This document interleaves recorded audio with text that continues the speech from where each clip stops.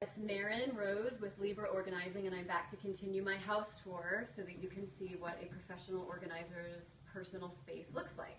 We just left the kitchen, and we're going to walk quickly through a little back room. In the South, I believe they call these sleeping porches, and ours was at some point enclosed. So we have this little kind of bonus room that's been great. We put a bed back here, so in case we have some overflow guests, they can be comfortable here, but mostly our cat Audrey, this is her room, as you can see. It's also a really fun place to just kind of curl up for a nap or grab a book, especially in the afternoon when the sun's pouring in. So everything that you see here is all it is here. We have a little bookshelf there with only looks like maybe 20 most precious books. My other books are either on my Kindle or in my memory. I love books and I'm a tremendous reader, but I really, for two reasons, like to recycle them. One is simply that, especially when we move, when we downsize, we're not going to have a lot of space, and I don't want it to be overtaken by books that I've already read. But two, and more importantly, books can live 1,000 lives after you read them. So I feel like it's kind of selfish to hoard them and hold them close. Once you enjoy them, you kind of process them. I'll take them to the library, I'll bring them to schools. We have 3 neighbors in our neighborhood who have the little free libraries in front of their houses, so I'll drop books off there. And it's just so nice to be able to share that with people that maybe otherwise wouldn't be able to do as much reading. So we're going to go straight into the laundry room. And again, this is a space where in our larger house here in Georgia, it feels very luxurious to us. When we downsize and move to New York in May, we are probably not going to have a laundry room at all. We'll be lucky to have laundry in our building, let alone in our house, in our apartment. So I'll show you what I've done here, and because I've had the luxury of spreading out, I have spread out.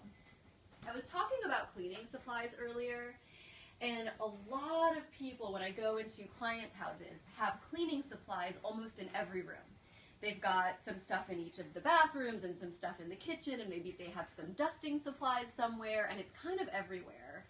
And I think there's a few problems with that. One is principle of organizing would be like with like, right? And there's a reason for that. So if you've got cleaning supplies spread out across the entire house, it's really hard to remember where the Lysol is, because you thought you left some in the bathroom, but maybe it's actually in the downstairs bathroom, or maybe it moved into the kitchen.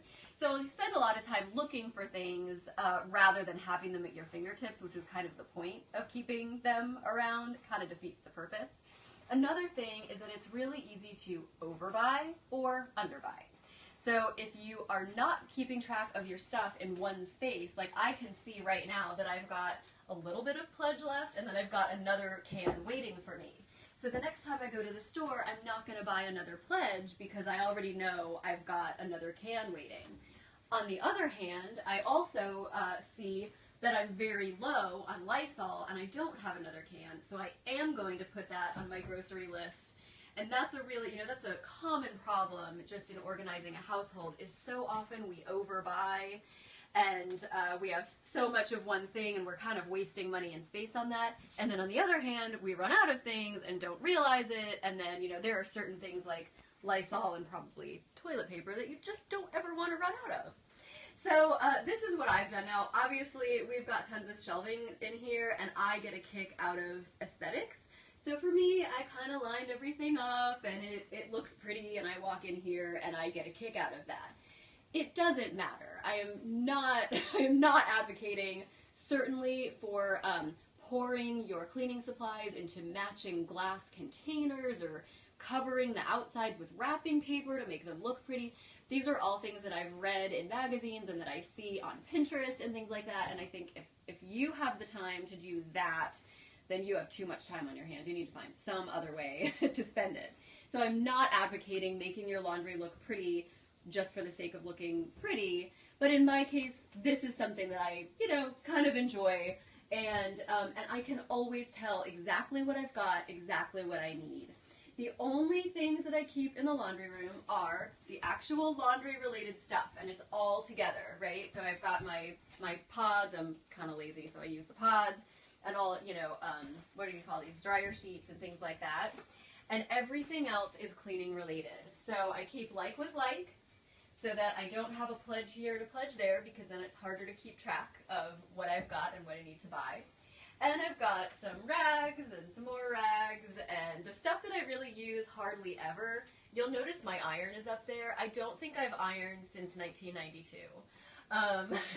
So this will be an example of something that probably will not come to New York with us, because if I haven't ironed in that long, I'm probably not going to start in a small apartment in New York, so that'll be a little space saver for us.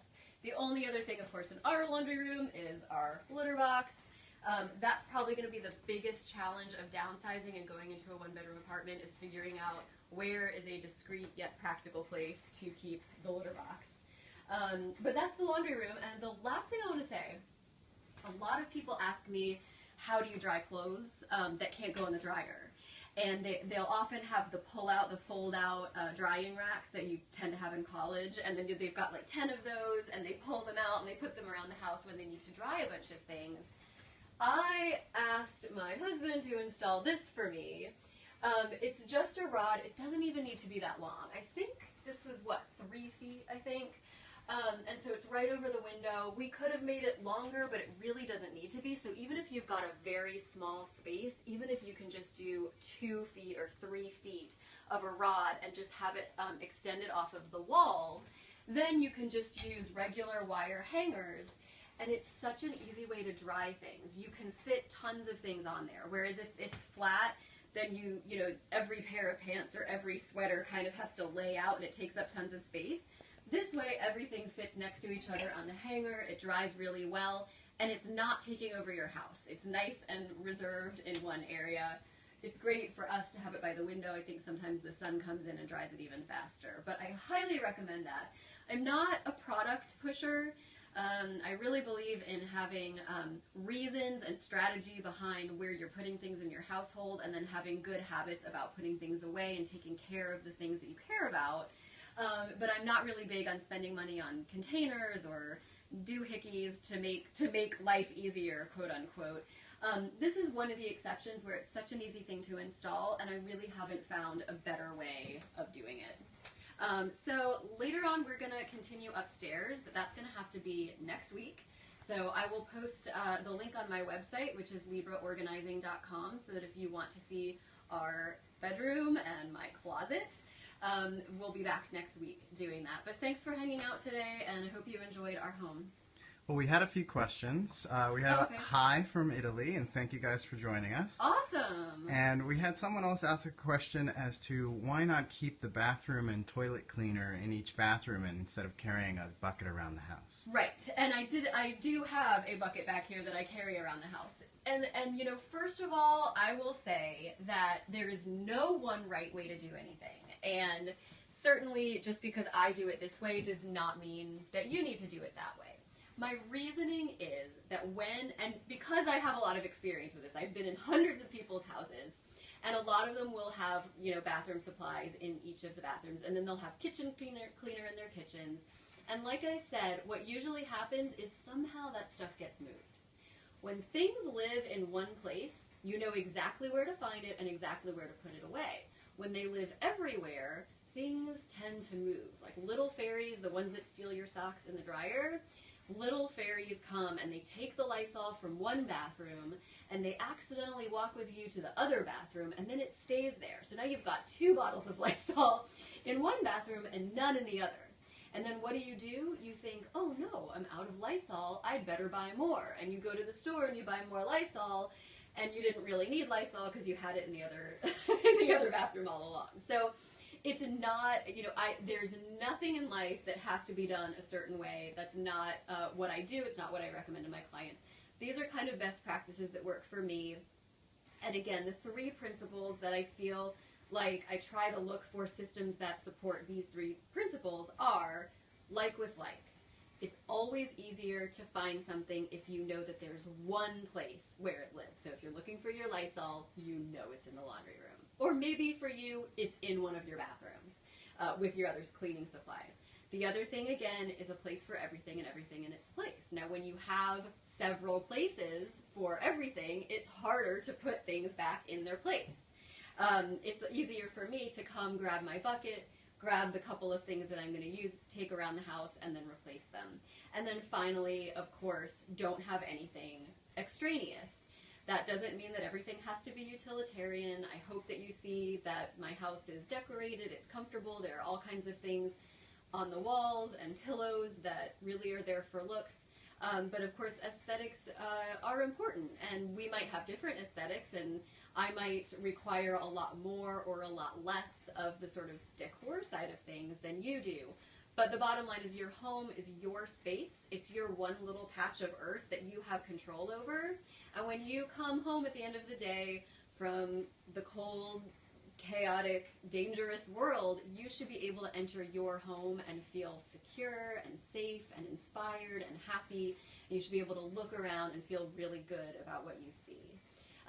So, obviously, keeping things that you use all the time. I mean, Lysol is important to have in your house for the most of us. But the other thing is, things that you really love, that really inspire you and make you happy. Obviously, those things should stay as well. Where we get into trouble is that we have a hard time making a fine line there. And what happens is things that are used once every 3 years get lumped in with things that are used every day. Or things that we had a passing interest in, or that maybe somebody just gave us as a gift, get lumped in with the things that are really true and dear to us, things that are treasures. So what I advocate is, and I'm sure you've probably, if you're watching this video, you might have heard of Marie Kondo and her very famous best-selling book, The Life-Changing Magic of Tidying Up. And yes, the central principle of that book is that you shouldn't have anything in your life or in your house or in your space that doesn't spark joy. So obviously Lysol doesn't spark joy, but cleanliness does. A clean bathroom does.